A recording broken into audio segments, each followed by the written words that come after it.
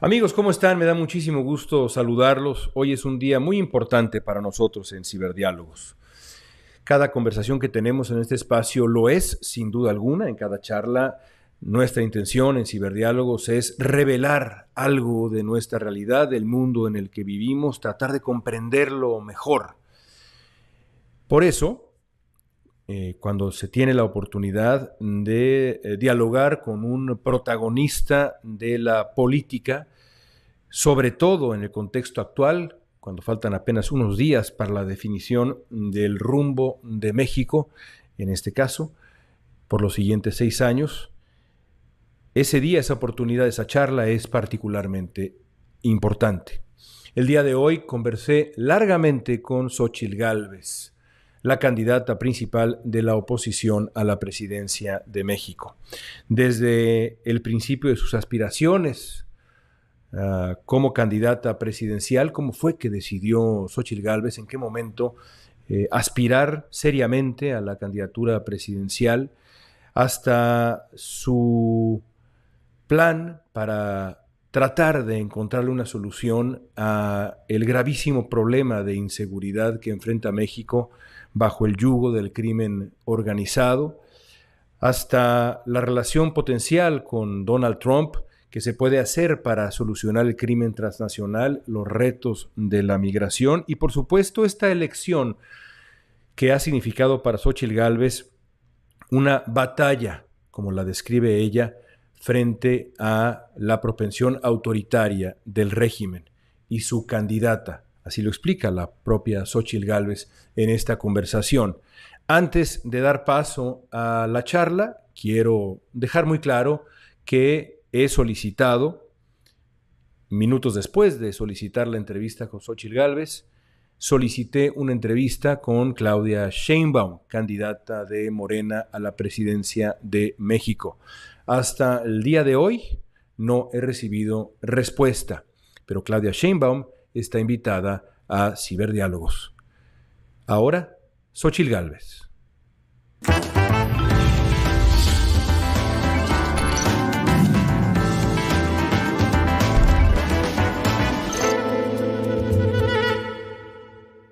Xóchitl, gracias por estar en Ciberdiálogos. Es un privilegio y más cuando falta tan poco tiempo para la elección. Gracias por tomar un rato para conversar conmigo en Ciberdiálogos. Voy a comenzar así. Hace un año la entrevisté y me dijo que pensaba en la Ciudad de México, pero no en una candidatura presidencial. ¿Qué le hizo cambiar de opinión? La verdad de las cosas es que fue una situación totalmente fortuita. Yo en ese momento seguía peleando con el presidente por una mentira que él había dicho sobre mi persona, de que yo quería quitar los programas sociales. Entonces, en ese momento yo había metido un amparo, le había dado seguimiento a mi amparo, había ganado 2 instancias y justamente el 7 de junio se va a cumplir un año en que un juez me da la razón para que el presidente me dé mi derecho de réplica. Y el día 12 de junio voy y toco la puerta de Palacio Nacional haciendo valer un amparo que obligaba al presidente a abrirme Palacio Nacional y permitirme entrar a su mañanera, cosa que nunca hizo. Ese amparo sigue resolviéndose en la Suprema Corte de Justicia porque entró a revisión y la Fiscalía General de la República metió un recurso, Presidencia de la República metió un recurso. Total, que hubiera sido más sencillo que el presidente me dejara pasar a la mañanera a que hoy sea la candidata a la presidencia, porque realmente creo que sí cambiaron las cosas, creo un ánimo distinto. Los ciudadanos sintieron que tenían la posibilidad con una candidata que no militaba en un partido político. Los partidos políticos tuvieron que abrir una candidatura que no tenían previsto abrirse a los ciudadanos y cambió el juego. Siento que sí hubo un nuevo juego. Al final yo llego con 1 millón de firmas y siguen viviendo los Xochilovers. Los Xochilovers siguen apareciendo en Matamoros, en Nuevo Laredo. Hay Xochilovers por todo el país que son gente que no se identifica con ningún partido político, pero que no están contentos. Eso fue lo que cambió. Antes de hablar de la coyuntura de la campaña y la elección, quiero hacerle un par de preguntas invitando a un ejercicio de autocrítica frente a los partidos que usted representa, a pesar de que el origen es un origen ciudadano en su candidatura. ¿Se equivocó Felipe Calderón en comenzar, cómo la comenzó y cuándo la comenzó la guerra contra el narcotráfico? Sí se equivocó. Sí se equivocó porque me parece que no tenía toda la información necesaria para salir a enfrentar a los criminales. Creo que a veces eso es una manera distinta de gobernar de un hombre y de una mujer. Las mujeres solemos tener como más elementos en la mano. O sea, yo, por ejemplo, no soy tan dada de tomar decisiones viscerales, ¿no? Y soy más como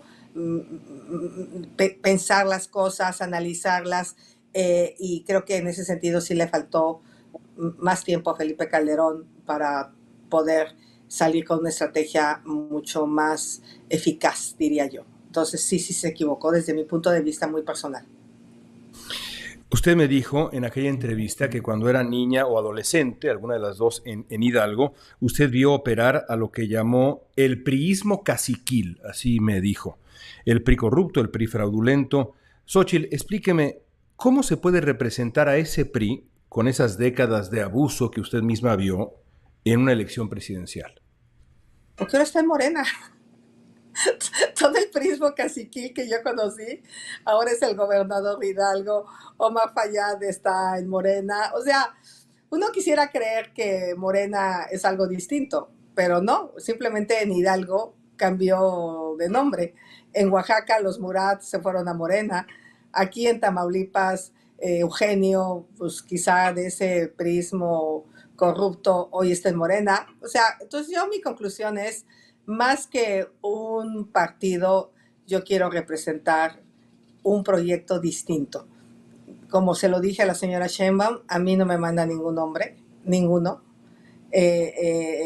Los partidos saben que voy a tener toda la libertad para armar un proyecto distinto a lo que se puede creer que yo estaría obligada. O sea, no estoy obligada a darles espacios específicos a los partidos. No estoy obligada a cubrir a nadie. Nadie me ha puesto un papel diciéndome te comprometes a tal cosa. Tengo toda la libertad del mundo. Transparencia, rendición de cuentas, combate a la corrupción es para mí un tema fundamental de lo que tiene que ser un proyecto nuevo. Capacidad técnica, eficacia en el gobierno, para mí también son características que requieren los políticos. ¿Hay esos personajes en el PRI? Claro que los hay. Yo estoy muy contenta de trabajar al lado de un Enrique de la Madrid, de un Ildefonso Guajardo. O sea, son gente de primera, son gente preparada, son gente que no se les conoce ningún escándalo de corrupción. ¿Y Alejandro Moreno? Alejandro Moreno va a ser senador del PRI en el Senado.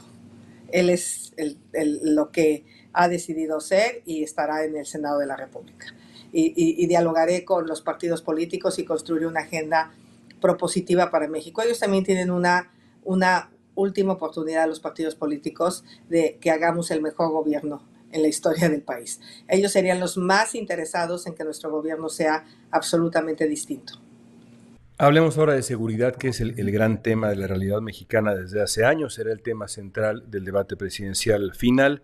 Este gobierno ha llegado ya a la cifra sin precedentes de 180,000 muertes violentas. De acuerdo con datos recientes de la organización Reinserta, el crimen organizado ha reclutado 134,000 niños en México, con 5 millones más en peligro. Niños, repito. Xóchitl, ¿hemos perdido a una generación entera? Hemos perdido no solo a una generación, hemos perdido el asombro ante la violencia. Me impresiona cómo hemos normalizado la violencia en todo el país. Porque a eso tendrías que sumarle que han asesinado a 13,431 niños, a más de 40,000 jóvenes asesinados, que la principal causa de muerte de un joven hoy es la violencia y no los accidentes como era en el pasado. Y creo que a mí lo que más me impresionó es esta normalización de la violencia. Ahorita me encuentro aquí en Matamoros, vengo de Nuevo Laredo. Yo transité de Nuevo Laredo a Reynosa hace un año, más o menos, más o menos, año y medio, por la carretera ribereña. Nunca en mi vida había yo sentido el miedo que sentí esa noche. Porque después de transitar un 30 minutos, no veía venir a nadie del lado sentido contrario. A nadie. O sea, y era una cosa de una oscuridad se supone que yo iba a subir en caravana con alguien que me dejó y yo al final me quedé hasta atrás. Y ese tiempo para mí fue de, si yo desaparezco aquí, nadie va a saber que desaparecí. Y entonces aparentemente esa zona se vuelve una zona donde gobierna la delincuencia. Los ciudadanos tienen que desaparecer, no pueden cruzar por esos territorios. Hay como un valor entendido y la gente lo ve como normal. Los gobiernos lo ven como normal. No, a nadie se le ocurre poder recuperar esta carretera con drones, con tecnología, con policía, con seguridad. A nadie. Tantos años que esto sucede. Entonces sí creo que a mí me aterra más eso que ha pasado. La Eh, normalización de entregarle a la delincuencia territorios completos del país. Esa resignación frente a la violencia que tiene la sociedad está relacionada con la ausencia del Estado. Nadie puede realmente ayudarnos, así que nos resignamos ante esta nueva normalidad terrible. Creo que los altos niveles de popularidad del presidente responden a que los mexicanos nos conformamos con muy poco. Sentimos que nos merecemos muy poco. No estamos acostumbrados a exigirle a nuestros políticos resultados de calidad. Nos acostumbramos a que haya baches, nos acostumbramos a que no haya agua. Ahorita hay apagones. Ahorita estoy aquí donde ha habido apagones todo el día. O sea, la gente cree que es normal que haya apagones. No es normal que haya apagones. En Nuevo León tuvo que parar la industria. El presidente resolvió el tema diciendo, ya se resolvió. Sí, se resolvió parando la industria. Mm. Pero ese no es la solución. O sea, un país que tiene que parar la industria y un país que no tiene agua para los habitantes, yo sí creo que tiene que ver con una baja autoestima de nosotros como mexicanos en la exigencia a la clase política, porque por menos de eso yo creo que muchos mexicanos deberían de estar sacando a patadas a su clase política. Una de las grandes paradojas de este sexenio es la creciente influencia de las Fuerzas Armadas. Que lo haya planteado y promovido un gobierno que se dice de izquierda, pues es doblemente paradójico, por decirlo menos. ¿Qué papel tendrían las Fuerzas Armadas en la vida pública mexicana en un gobierno de Xóchitl Gálvez? Las que están establecidas en la Constitución, eh, claramente no van a hacerse cargo de la obra pública, no van a ser puertos, aeropuertos, ni van a estar las Fuerzas Armadas en las aduanas, ni van a estar en los aeropuertos como el AIFA, ni van a administrar líneas aéreas, ni van a bachear calles, ni van a poner vacunas, eso lo hará el sector salud. O sea, todo lo que le han asignado extraoficial se acaba de entrada. Dos, hay un transitorio por el que las Fuerzas Armadas pueden acompañar la seguridad pública del país. Y es un transitorio muy endeble, la verdad de las cosas. Un transitorio que establece claramente que tiene que ser de manera extraordinaria, que tiene que ser de manera temporal, ¿no? La participación de las Fuerzas Armadas en la seguridad pública, que tienes que justificarlo. ¿Cuándo justifican la salida de las Fuerzas Armadas a un Estado? Yo no veo ningún documento que el presidente diga, estoy mandando a las Fuerzas Armadas a Zacatecas para hacer lo siguiente bajo tales lineamientos y van a estar durante 8 semanas, ¿no? La temporalidad de la presencia con tales facultades, ¿no? O sea, sigue estando muy endeble a pesar de que hay esa reforma constitucional que, por cierto, yo la voté para darle cierta posibilidad a las Fuerzas Armadas de estar en la calle ante el fracaso de no tener una policía federal o una policía nacional. Pero han pasado los años y seguimos en una policía nacional. Seguimos en una verdadera policía. Por lo que tú quieras,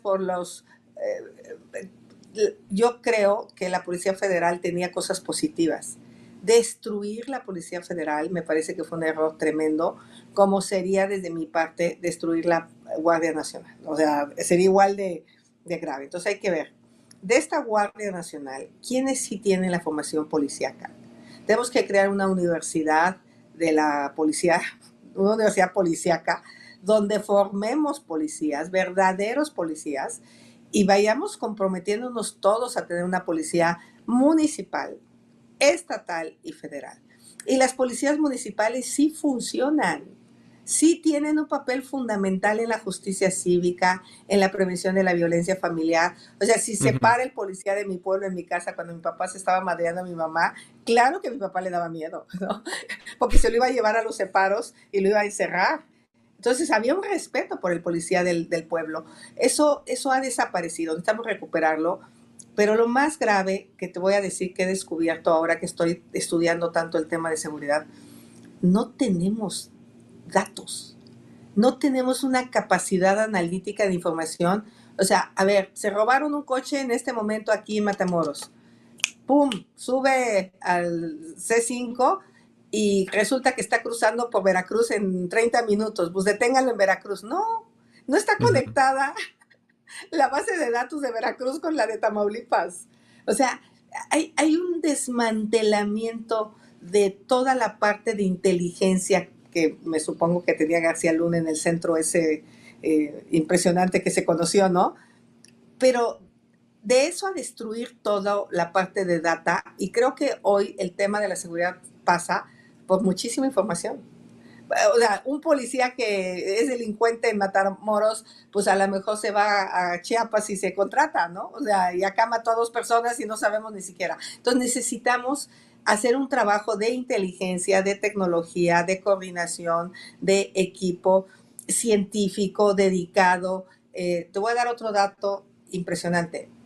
El año pasado, el presidente desvió 46 mil millones de pesos de la seguridad pública. Y el Ujú. antepasado, casi 60 mil millones de pesos. O sea, tú dejas de gastar en 2 años 100 mil millones de pesos cuando tienes tu principal problema, que es la seguridad. ¿Para qué? Para que fuera a parar a Dos Bocas, para que fuera a parar al Tren Maya. O sea, ese es un desprecio por la vida de las personas. Y toda esta es información que yo he ido descubriendo del por qué no funciona la seguridad pública en nuestro país, en gran medida porque no hay interés del actual presidente en luchar contra la inseguridad. Hablando de las consecuencias de esto, el Universal reveló hace poco que al menos la mitad del país enfrenta la posible intervención del crimen organizado en las elecciones y las cifras son alarmantes. ¿Hay un riesgo, cree usted, de que el crimen organizado defina esta elección? Hay un gran riesgo. Hay zonas completas del país donde quien decide hoy es el crimen organizado, sobre todo en las partes marginadas del país. Quizá las ciudades es más complejo su participación, pero lo van a intentar. Hay una clara alianza entre los criminales y el partido Morena. Es muy claro que Morena ha encubierto en muchos casos a estos criminales. Y un caso es Carmona, el guachicolero de aquí de Nuevo Laredo, de Reynosa, perdón, cuando el hermano estaba en la aduana. Se estima que el ingreso de gasolina ilegal al país tiene un quebranto al fisco de 700 mil millones de pesos. De ese tamaño es la fuerza de los delincuentes con el gobierno. Entonces, ese dinero, lo que dicen las investigaciones, es que se usó para financiar la campaña de aquí, de Tamaulipas, la campaña de Sinaloa. Entonces ya hay una colusión entre los actos criminales y el financiamiento de campañas políticas.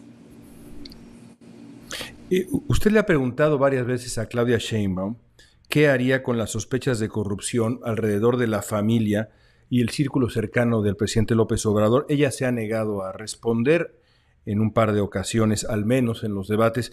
Yo le pregunto a usted, de llegar a la presidencia, ¿qué haría usted con esas sospechas? ¿La justicia en el sexenio potencial de Xóchitl Gálvez también se enfocaría en la familia, en el círculo cercano de López Obrador? No, la justicia no la va a hacer la presidenta. O sea, pero tampoco voy a impedir que se investiguen los actos de corrupción. Yo he presentado 32 denuncias de casos de corrupción que pasan por Bartlett, por Segalmex, por Ana Gabriela Guevara, por Rocío Nale. O sea, tengo 32 denuncias presentadas como secretaria de la Comisión Anticorrupción del Senado de la República. He presentado esta denuncia en el caso de los hijos del presidente, donde acompaño los audios que ha hecho públicos Carlos Loret de Mola sobre este posible conflicto de interés que hay en la compra de balastro en el Tren Maya. Y yo lo que diría es, le toca a la autoridad correspondiente, que es la Fiscalía Anticorrupción, la que tendrá que tener los elementos y si hay elementos actuar, pero no va a ser una consigna de mete a fulano, a sutano a la cárcel, ¿no? Yo no me conduzco de esa manera, pero sí creo que es importante al menos decir públicamente, pues, porque Claudia hizo una declaración de que los hijos del presidente son incapaces de cometer un acto de corrupción. Lo dijo públicamente, que los conocía desde chiquitos, pero pues yo creo que al menos que se investigue. Yo lo que digo es que se investigue. Yo no diría si son culpables o inocentes, pero sí ante las evidencias, pues que se abra una investigación. En mi caso, sí. ¿Y qué me dice usted de Hugo López-Gatell? ¿Debería enfrentar a la justicia con la información que tenemos, con lo que usted conoce de los resultados de la comisión independiente, las cifras alarmantes, 300,000 vidas mexicanas que aparentemente pudieron haberse salvado si la política en la pandemia hubiera sido distinta? ¿Hugo López-Gatell, por ejemplo, debería enfrentar la justicia? Sé que hay denuncias contra Hugo López-Gatell ya en curso. Hay varios pacientes que murieron o varias personas que sus familiares murieron de COVID y que han hecho una denuncia contra Hugo López-Gatell, que está en curso inclusive en la Fiscalía esas investigaciones. Yo estuve presente en el Senado el día que Hugo López-Gatell dijo que en el peor de los casos, en el escenario más catastrófico, iban a fallecer 60,000 personas. Ahora nos enteramos que fallecieron 810,000 personas. Claro que es una irresponsabilidad, claro que es un modelo con el que tomó la decisión de los semáforos, por lo que dice este estudio de los científicos, fue erróneo. Y la segunda ola, por cierto, donde ahí la señora Sheinbaum también tiene una gran responsabilidad, porque ella autorizó darle un medicamento experimental para piojos a pacientes de COVID, siendo científica que no estaba autorizado. Entonces, son muchos personajes los que han tomado decisiones erróneas durante el gobierno de la pandemia, y la Ciudad de México se convirtió en una de las ciudades más bien la más mortífera de todo el país, o sea, la que más personas fallecieron proporcionalmente a sus habitantes. Y en ese sentido sí creo que Hugo López-Gatell también tendría que rendir cuentas. La siguiente presidenta de México posiblemente tendrá que lidiar con la segunda presidencia de Donald Trump. Trump ha dicho, pues, una larga lista de barbaridades en función de México. Ha dicho que pretende, por ejemplo, establecer un programa masivo de deportación que podría incluir el establecimiento de campamentos de concentración para millones de migrantes en la frontera. Muchos de esos millones son mexicanos en Estados Unidos, tienen familias, hijos, nietos. Específicamente, ¿qué haría el gobierno de Xóchitl Gálvez para defender a los mexicanos frente al ataque que aparentemente podría venir de Donald Trump? Primero, creo que una cosa es el Donald Trump en campaña y otra cosa es el Donald Trump en presidente.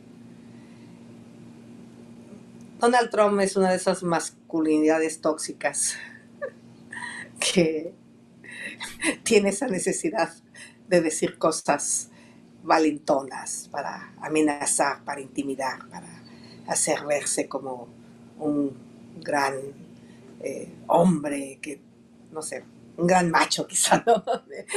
Desde las palabras mexicanas.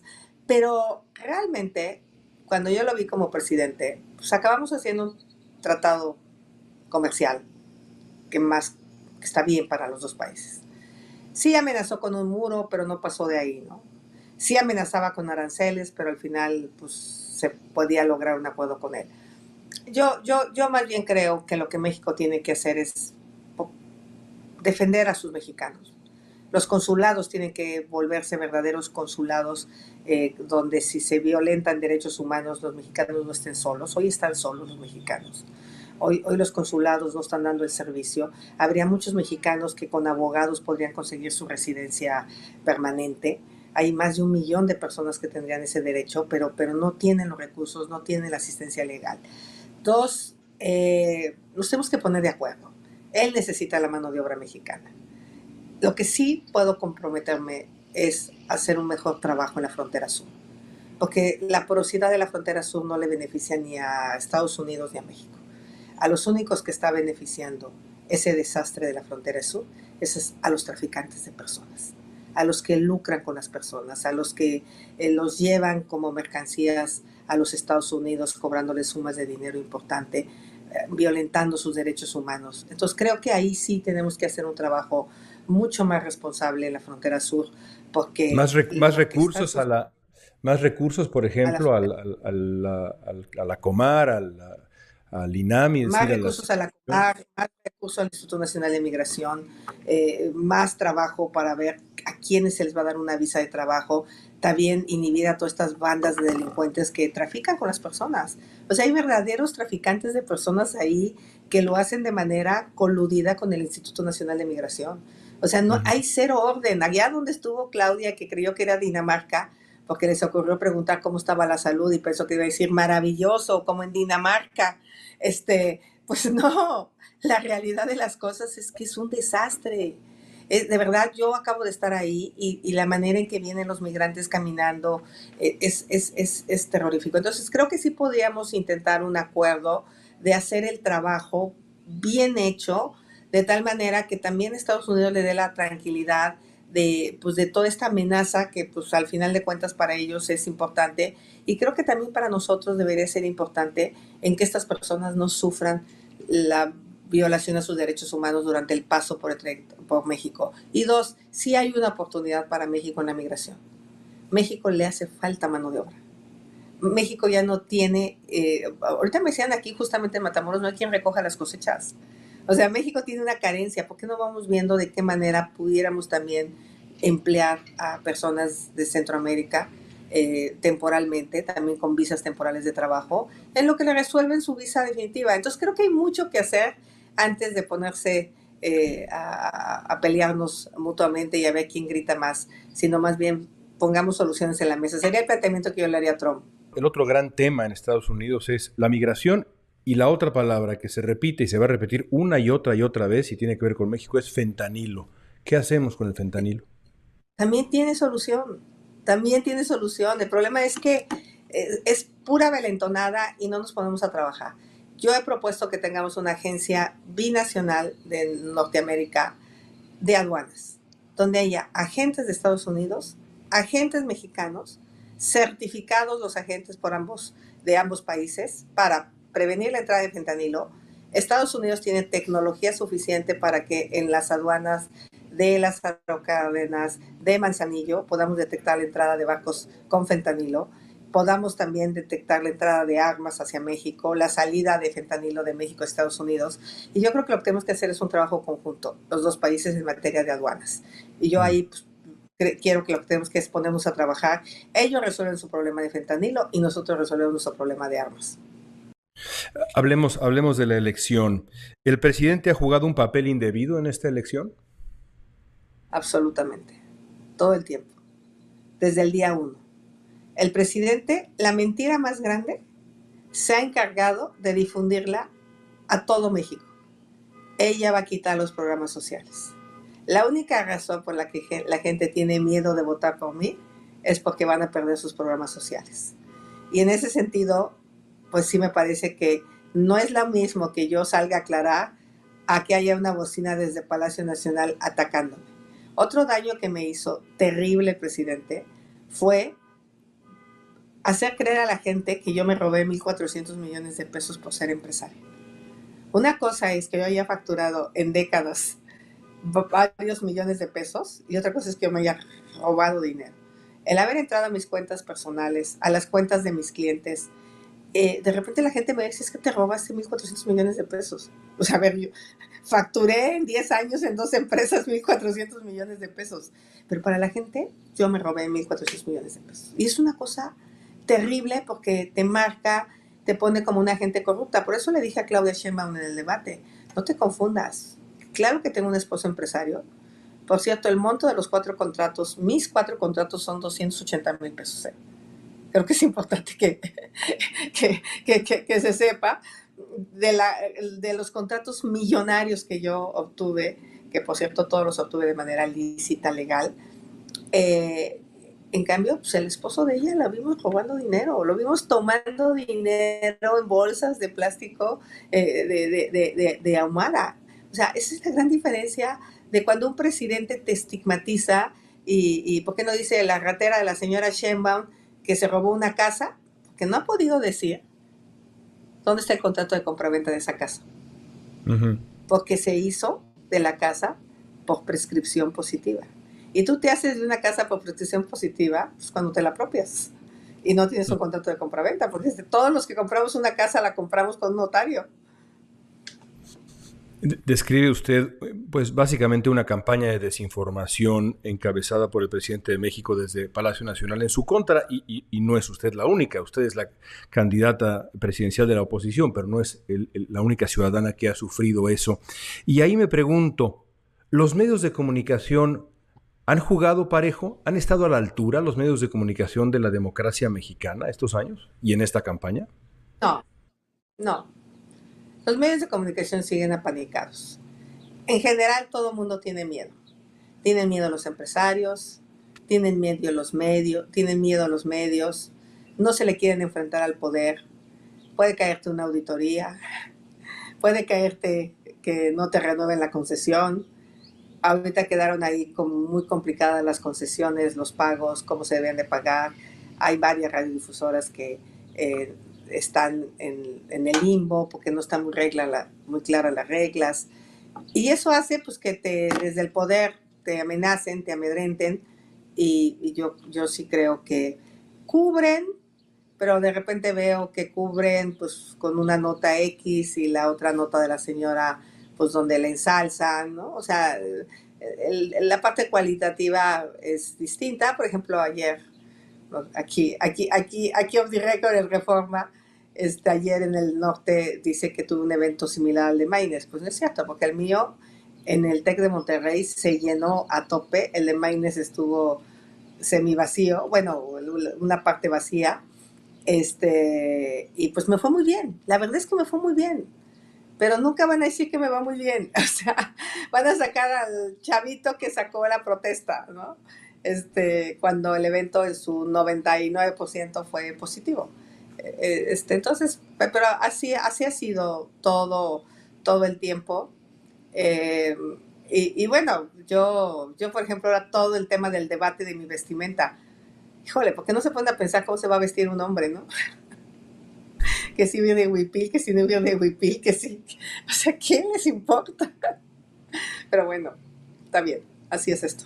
Hablando de Maynes, usted me dijo en aquella entrevista hace un año que lo ideal para el 2024 era una oposición unida. Movimiento Ciudadano claramente no lo entendió así. Hay un debate interesante, sobre todo después del segundo debate, sobre Jorge Álvarez Maynes. Después de ese debate se le acusó en redes sociales de ser un esquirol, es decir, de jugar un papel que es útil para Claudia Sheinbaum, de tratar distinto a Sheinbaum con respeto y a usted utilizar la etiqueta preferida de Sheinbaum para usted, hacia usted. ¿Usted cree que Maynes está jugando ese papel de esquirol? Juega un papel abiertamente de apoyo a Claudia Sheinbaum, no hay duda. Desde el primer debate, donde el formato fue muy complicado, por cierto, yo tuve 2 o 3 intenciones de hacer revires contra Claudia. Inmediatamente Maynes cambiaba la lógica o salía a salvarle inmediatamente. Afortunadamente acá pues sí se pudo dar un cara a cara y que hizo mucho más atractivo el formato del debate. Pero sí, desde el primer debate él estuvo jugando ese papel. En el segundo fue más obvio. Y también ahorita Morena es la que le está financiando la campaña Maynes de este crecimiento en las redes sociales. O sea, Morena le mete mucho dinero a Maynes para que crezca, aunque también le está quitando puntos a Morena. Así es que ojalá no se le siga pasando la mano, ¿no? Pero Maynes juega para Morena. Estando a unos días de la elección, Xóchitl, ¿usted se compromete a aceptar los resultados, gane o pierda? Por supuesto, y no lo veo como un trámite, ¿eh? Yo no veo a la democracia como un trámite. Yo a la democracia la veo con un enorme respeto y estoy convencida que si sale a votar más del 62% de la gente, no hay ninguna duda que vamos a ganar. Ninguna duda. Lo que yo veo en el país es una sensación de dolor, una sensación de desesperanza. Por más que está bien los programas sociales y la gente lo valora, la gente valoraría más vivir en paz, tener medicinas, que el campo no estuviera tan abandonado. Ahorita me senté con los agricultores, es una tristeza lo que están viviendo. Los agricultores, en lugar de estar trabajando, ahora que estuve en Sinaloa, estaban bloqueando casetas. Ahorita aquí en Matamoros, en lugar de estar trabajando, están bloqueando la carretera. Porque a diferencia de México, de Estados Unidos, que hay apoyos abiertos para los agricultores, subsidios, precios de garantía, seguros, coberturas, agricultura por contrato, aquí se le abandonó 240,000 millones de pesos, es el monto de lo que se le quitó al campo en este sexenio. 240,000 millones. Es una locura. Por eso no hay campo. A la salud se le quitaron 180,000 millones de pesos. A la educación, si bien es cierto, no se le han quitado recursos porque pues ahí están los maestros, tampoco se ha hecho nada para mejorar la calidad educativa. En fin, el estado de las escuelas, de los hospitales, el país se cae a pedazos. Así como no tenemos luz y no tenemos agua, pues esto está siendo un deterioro muy lento. Las carreteras del país están sin mantenimiento. En fin, creo que todo eso puede ser la reacción para el próximo 2 de junio. Usted dice que usted aceptaría los resultados de la elección, gane o pierda. Pero si usted gana, ¿cree que Claudia Sheinbaum, cree que Andrés Manuel López Obrador acepten ese resultado? Por supuesto que no. Y el presidente se anda vacunando en salud, en vida. Claro que no va a aceptar los resultados el presidente, pero yo tengo la confianza de que pueda ser por una diferencia importante que haga que pues, no les quede de otra. Quien lo tiene que aceptar pues es el INE y luego el Tribunal Federal Electoral. Pues el presidente, ¿qué? Pues que haga su berrinche y se vaya a su rancho, pero ya, y que nos deje ponernos a reconstruir este país. Este país está cayendo.